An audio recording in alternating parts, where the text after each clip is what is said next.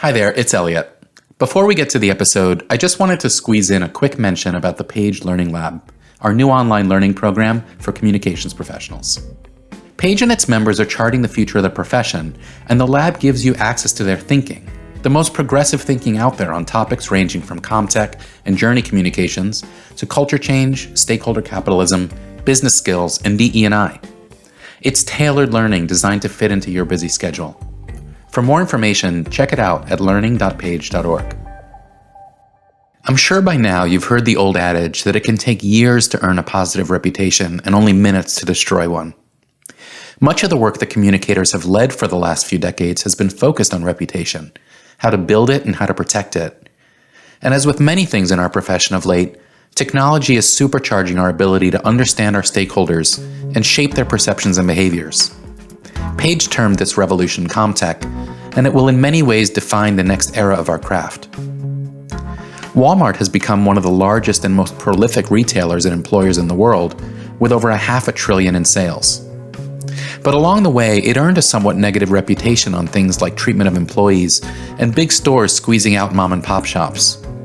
Like any company, Walmart wanted to understand these perceptions and do what it could to shift them. In this episode, we bring you the story of Walmart's CommTech journey and how it is leveraging data analysis and AI to deliver real reputation and business impact. I'm Elliot Mizrahi, and this is the new CCO. It felt like we were sort of living in a 24/7 crisis. There was, war rooms that were set up, the sort of daily onslaught of media coverage and attention that the brand was receiving at the time. It felt like we were under an intense sort of assault on many different levels. And the brand was under assault. That's Bernstein, Director of Insights at Walmart. I met him through Page's work on CommTech, to which Aaron has been a huge contributor. The mandate at the time, was to, begin pushing back. We'd been on the defensive, just sort of trying to tread water. And there was sort of an inflection point and a realization at, I think, the highest levels of the company that Walmart needed to be more aggressive and outward in telling their story. Not just from a transactional perspective, which is, has been sort of the historical narrative, talking about our value proposition of low price and saving people money so they can live better. But there was a need to go beyond that. And how do we actually talk about Walmart as a brand, as something that sort of extends outside of just the head, but the heart? And so I came into that environment and was sort of given some responsibility to start unpacking kind of the complexity around the Walmart's reputation. Walmart was and is an incredibly innovative company, but it wasn't without its detractors. I asked Aaron about the perception of the company when he began there. Yeah, it's it's interesting. No matter sort of who you talked to or how many focus groups you participated in, across all different sort of demographics, the common sort of narrative against Walmart, right, sort of represented one of three things. And it's sort of what people would say, which is, I think you treat your employees terribly, you get everything from China, and you kill mom and pops. I don't really care like who you're talking to, in what context. One, if not all three of those things are going to get brought up.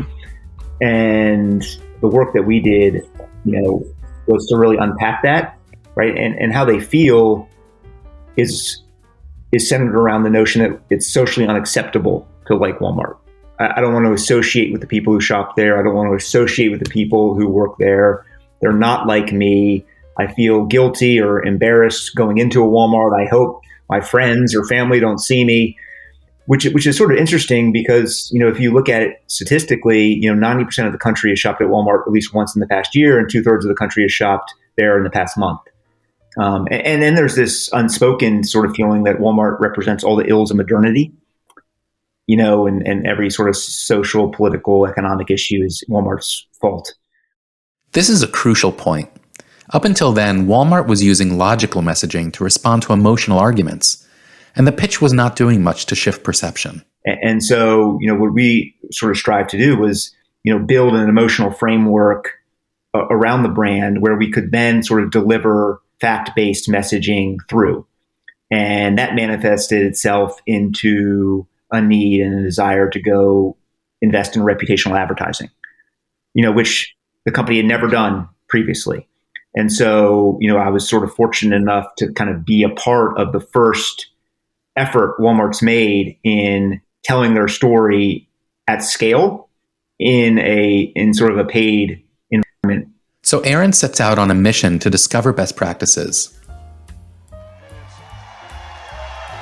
My great pleasure.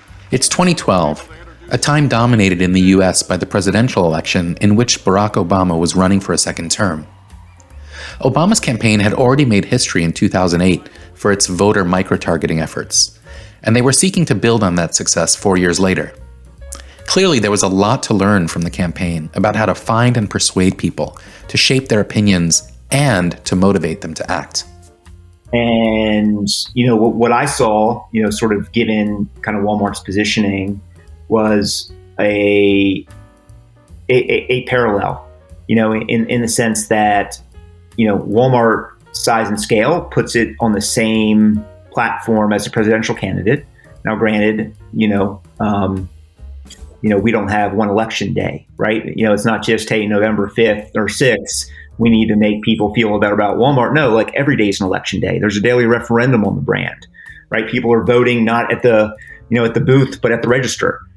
And an opinion is incredibly hardened on both ends of the spectrum, right? And that opinion's been hardened for decades, and it's been formed. And there's very few undecided swing voters out there on the Walmart brand. And so when we were sort of thinking about like, how do we sort of run a campaign? How do we build a media advertising apparatus? And knowing that like we don't have a presidential sized war chest to spend, are there any best practices and learnings that we can pull from the political environment and apply that into the corporate environment? Who are swing voters, right? And for us, it's like, well, wait a minute, who are swing shoppers? Who are swing consumers? Who are people that have middling favorability on the brand? Who are people that shop occasionally, they trade in, they trade out, and, think that it's important for companies and Walmart to be a good corporate citizen. And so if you think about those sort of three dependent variables, like there's the intersection of that, sort of yielded an audience. This was sort of corporate affairs, communications driven. The marketing infrastructure was not focused on this. They were focused on driving the core proposition of price, assortment, and convenience. Corporate affairs was dealing with all the negative narratives that are much more emotional and deep-rooted, right? In the belief that Walmart's not a good employer, not a positive contributor to communities, responsible for all the ills of modernity. Back then, you'd ask sort of a marketer who your audience is for Walmart, and they'd say everyone, right? But you'd ask us, I'd say, well, here's 27 million persuadable shoppers. That early success set Aaron and his growing team off on a path to get more out of the data that the company could gather or acquire. Campaigns are important, and the results even more so. But Aaron saw greater potential for data analysis to be a powerful source of business intelligence. We started building our own sort of analytical audience models and creating our own sort of consumer file. Now we can, optimize our media to reach them in the most sort of direct one-to-one way. So, DirecTV and Dish Network and some of the satellite companies that enabled us to take our sort of 27 million, persuadable shopper universe, match that up directly with their sort of addressable footprint. And now we can start to deliver, advertising directly into households in sort of a controlled type of way. Then on the back end, they start to prove the ROI on reputation, right? Which was, again, another sort of breakthrough because, now that we've connected, a household, directly to a file and then are now able to sort of map that back into our Walmart transaction environment. Now I can actually, assign attribution to advertising. So me exposing Elliot to an ad around, Walmart as an employer, versus John, and then being able to see, in a controlled environment, whether, Elliot's transactional relationship with Walmart improved. And we started to build data points around the value proposition of reputational spend in the form of stronger sort of customer loyalty and increased transaction and increased basket size. That in and of itself, 10 years ago was sort of revolutionary. So the addressable campaigns were helping you to influence reputation, but you said you were then able to connect that to purchase behavior? Correct. How did you do that? What we did was we layered on a lot of different sort of unique sort of attributes to Walmart. And, we were conducting, massive surveys at the time, but appending sort of the survey respondents back to our consumer file, right? Which, again, enables us to sort of build these unique audience segments. And then we built a crosswalk between, let's just say, Elliot, your household. There's no PIIs being exchanged. We're just using ID numbers, but Elliot's household ID back into the Walmart environment and matching that with your sort of Walmart ID. And now we're able to sort of track and monitor your spending behavior as a result of advertising exposure that we know is being delivered, and we know what frequency it's being delivered at. Everyone who makes a transaction with any sort of credit card has an ID, right? So, and Experian enables you to sort of build a crosswalk and match, sort of living unit IDs within Walmart with living unit IDs outside of Walmart. And now, in today's environment, this is sort of table stakes, right? But I think for TV, right, which was sort of the primary medium of sort of communication, it wasn't. And so to be able to, again, start to show that reputational messaging can influence shopping behavior, is a really sort of powerful data point that you can sort of bring to bear as you're kind of making the case for more investment, more dollars. The TV campaign was data-driven proof positive that this approach could work, and it won't surprise you that it led to more investment. In the time since then, Aaron has been focused on broadening the possibilities of using data. Rather than just using it to segment and target audiences and drive their behaviors and perceptions, Aaron's been building what can only be described as a real data-driven business intelligence function, designed to help spot trends, opportunities, and risks, and help answer a host of relevant strategic questions. We're uncovering hidden trends in, different sort of competitors' R&D efforts, right? By analyzing their patent filings.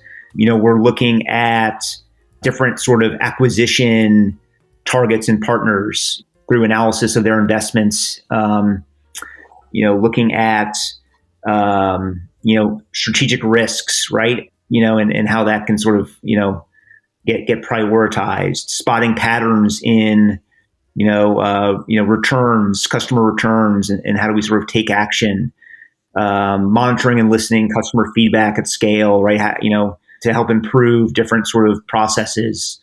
Those are some more business applications. I think, one that, is most recent, is some analysis that we just did around being a regenerative company, which I think, in today's environment, a lot of people are focused on, right? And it's sort of the next wave of corporate social responsibility. And so, we were sort of just given a sort of an assignment to help the business become a little bit smarter in understanding, that this landscape, and how can it, how's it evolving? What are sort of the major trends? What are what are other companies doing to position themselves as being regenerative? And we started to apply a lot of the same sort of methodologies, where we were scraping tens of thousands of news sources, social posts, company databases, other sort of open source data sources, and put together a really sort of robust analysis around regeneration that ultimately I get presented to the our CEO and many members of the executive committee. As I'm listening to you, I would probably assume that you'd have some sort of like technology or data science background. And I would also assume that you've probably assembled a team of people like that as well. But I don't think that's the case. So can you talk about why you, or how you, and the types of people and skills you've tried to assemble in order to really build this capability? Yeah, it's funny. It's a yes and no answer. So, to your first question, do I have any sort of data science, background or education? No. No, I mean, like I'm a liberal arts guy. I got sort of joked that like my sort of math skills are challenged daily by my 5-year-old and 8-year-old and 11-year-old. I was not, there was no prescription in terms of how I got into this space. There was no job description. There was no mandate. I, was sort of following my own kind of intellectual curiosity but I think that's okay, right? Because I think what hopefully, I don't know, I'm able to illustrate is you don't have to be an expert. You don't have to be a data scientist, right? To build capability and sort of shape kind of a CommTech transformation within your organization. You have to, I think there's some key attributes, right? Like, you have to be intellectually curious, right? Like you have to be comfortable with ambiguity. You have to be sort of kind of agnostic to the data used and the questions asked. And you have to sort of be willing not to, achieve sort of absolute or 100% of sort of information or certainty before making kind of decisions, right? Like 60% is more than sufficient to sort of make an action in a lot of instances. And so like that, that was just sort of like been my own sort of experience. But where I sort of deviate from your second question is I actually have assembled a team of people who are much smarter than me, who know this space, at a much more granular level than I do.